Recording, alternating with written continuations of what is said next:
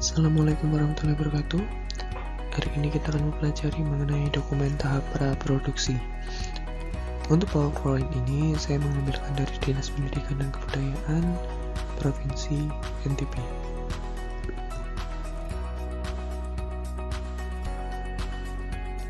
Untuk kompetensi inti dan juga kompetensi dasar, ini nanti bisa kalian pahami sendiri di dalam PowerPoint yang akan saya kirimkan di dalam Classroom.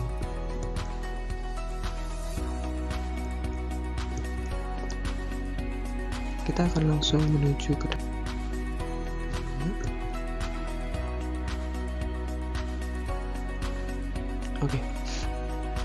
dokumen tahapan praproduksi itu ada 3 tahap, yaitu yang pertama adalah konsep pembuatan video. Jadi kita akan membuat sebuah konsep terlebih dahulu. Setelah itu ada teknik pembuatan seperti sinopsis, naskah, dan juga storyboard. Dan yang terakhir adalah mendesain sebuah karakter. Apa yang dimaksud dengan merancang dokumen tahap praproduksi? Kemarin saya sudah memberikan beberapa pertanyaan mengenai dokumen praproduksi, yaitu mengenai apa saja isinya, kemudian apa yang terjadi apabila salah satunya tidak dilakukan, dan lain sebagainya. Sehingga paling tidak kalian sudah memiliki salah satu pemahaman mengenai dokumen praproduksi. Tahapan praproduksi adalah segala kegiatan yang berhubungan dengan persiapan sebelum melakukan sebuah produksi. Dan tahapan ini biasanya berjalan sangat lama, bahkan terkadang sampai menyita sumber daya waktu 75% dari keseluruhan produksi. Sehingga untuk tahapan praproduksi ini bisa dikatakan sangat lama ya. Jadi 70%-nya itu merupakan tahap praproduksi, kemudian sisanya itu adalah produksi dan juga pasca produksi.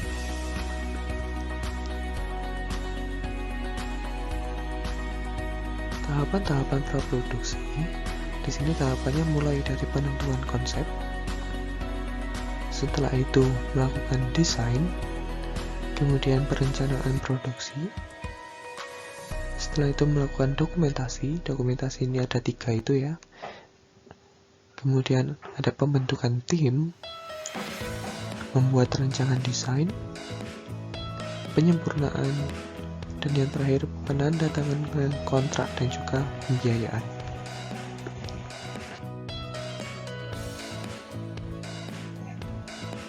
Yang pertama tadi ada penentuan konsep atau ide.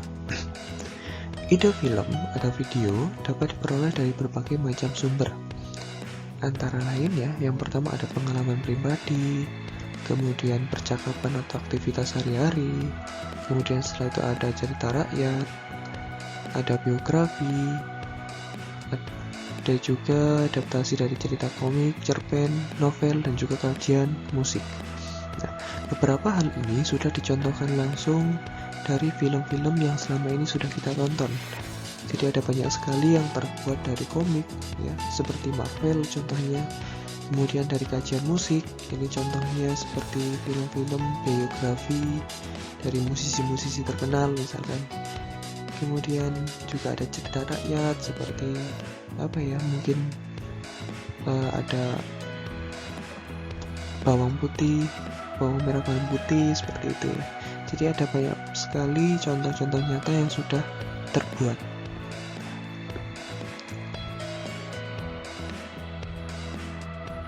Kemudian yang berikutnya adalah tahapan desain. Tahapan desain ini merupakan proses pengumpulan data dan fakta yang relevan.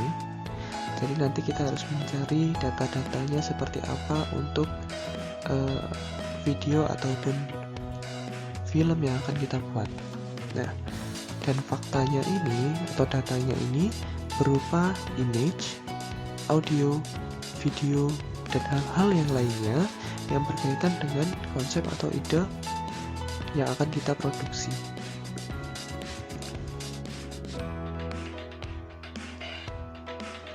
Perencanaan produksi. Untuk perencanaan produksi ini merupakan tahap membuat konsep kerja terhadap apa yang akan dilakukan. Jadi pada saat produksi itu apa saja yang akan dilakukan. Misalkan nantinya kita akan memilih karakter atau memilih orang-orang yang akan memerankan karakternya. Setelah itu memilih tata letaknya, akan di mana kita merekam dan lain sebagainya.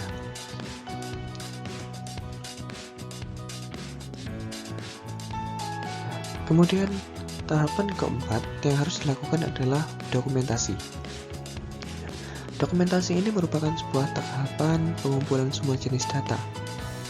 Ya, ketika tadi tahapan ketika kita sudah melakukan perencanaan apa saja yang akan kita gunakan, dan pada tahapan keempat ini kita mulai mengumpulkan datanya, baik itu teks, video, image, audio, dan lain sebagainya.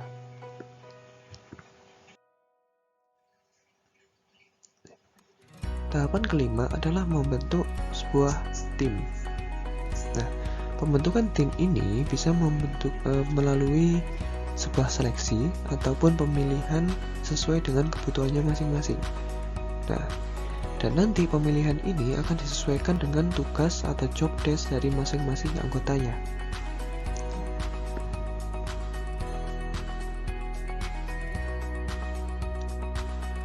Salah satu contohnya dari sebuah tim produksi yang lengkap, di sana pasti sudah ada desainer, kemudian ada produser, ada desainer teknik, art director, dan lain sebagainya. Ini banyak sekali dan ini sudah sangat lengkap.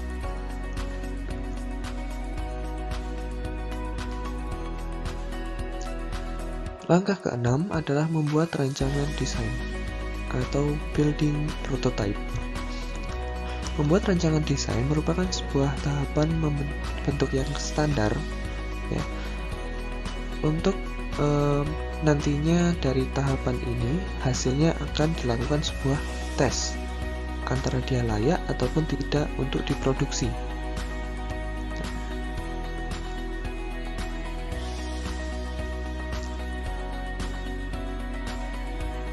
Tahapan selanjutnya adalah tahap penyempurnaan. Ketika sebelumnya kita membuat sebuah tes, ya, dan hasilnya nanti setelah tes tersebut sudah menunjukkan sebuah hasil, nantinya kita akan melakukan sebuah penyempurnaan. Misalkan dari film yang sudah kita buat, kemudian kita tes, kita tunjukkan kepada masyarakat, ternyata filmnya kurang A, B, C, D, dan lain sebagainya, maka pada tahapan ini kita bisa melakukan sebuah penyempurnaan.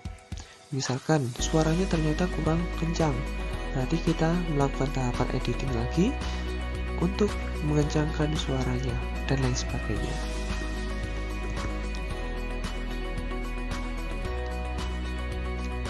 Tahapan yang terakhir adalah penandatanganan kontrak dan juga pembiayaan. Nah, pada tahapan ini dilakukan proses penandatanganan, dan biasanya pada tahapan ini juga kita melakukan sebuah finishing untuk praproduksi. Ya, jadi setelah tanda tangan kontrak dan juga pembiayaan, otomatis kita akan langsung memulai tahap produksi, yaitu pembuatan film atau video tersebut.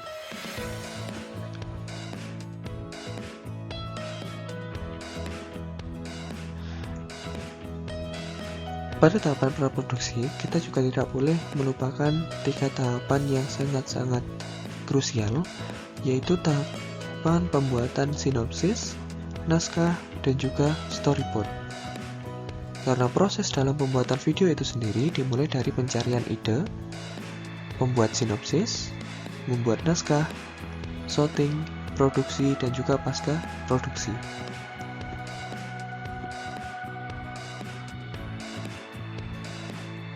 Sinopsis ini sendiri adalah alur cerita secara singkat. Dan sinopsis itu dijelaskan dalam sebuah tulisan singkat sehingga penonton mampu memahami isi dari cerita yang disampaikan dalam video atau film.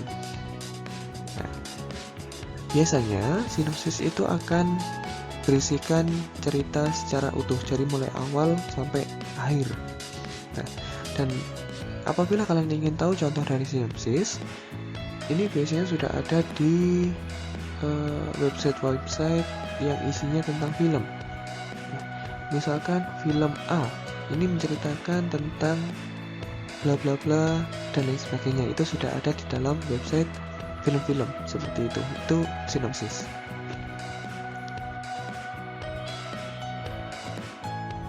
Kemudian naskah.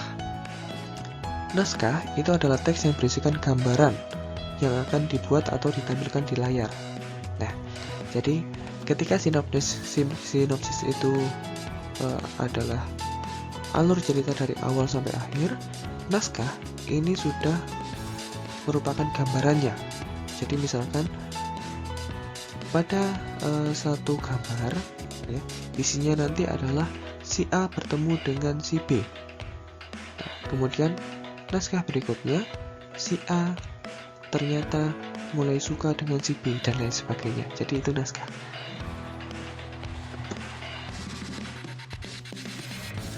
Contohnya, ya, dari naskah ini, di sini ada sebuah contoh naskah dari lorong tangga ketika siang. Nah, dimulai dari penyaji atau presenter, ya, turun dari tangga menuju tempat parkir motor. Setelah itu, penyaji atau presenter, ya, dia hadir tepat pada waktunya ke sekolah. Setelah itu, dan lain sebagainya. Nah, ini adalah alur dari sebuah naskah dan nantinya bisa kalian buat sendiri untuk naskah ini disesuaikan dengan bahasa-bahasa yang kalian miliki.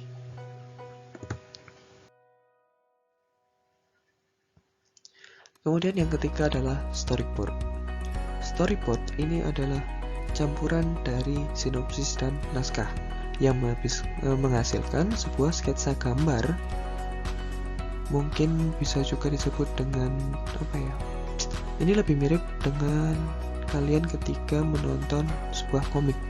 Jadi di dalam komik itu sudah ada alur dari sebuah cerita dan juga ada gambaran-gambaran beberapa adegannya, istilahnya begitu.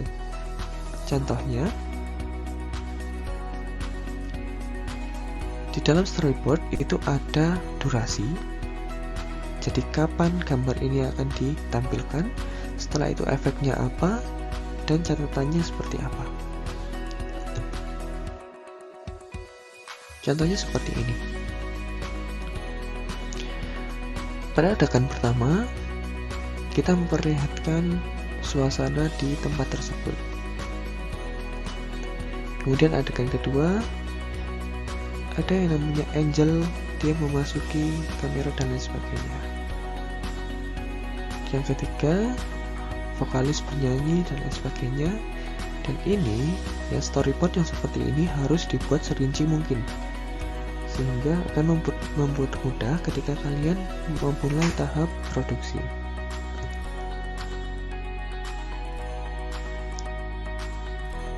Contoh dari storyboard.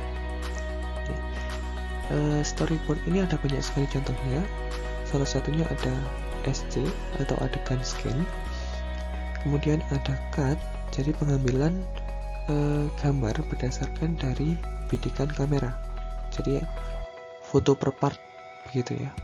Kemudian ada PN ini panel. Kemudian juga ada background, dialog atau narasi, efek dan catatan.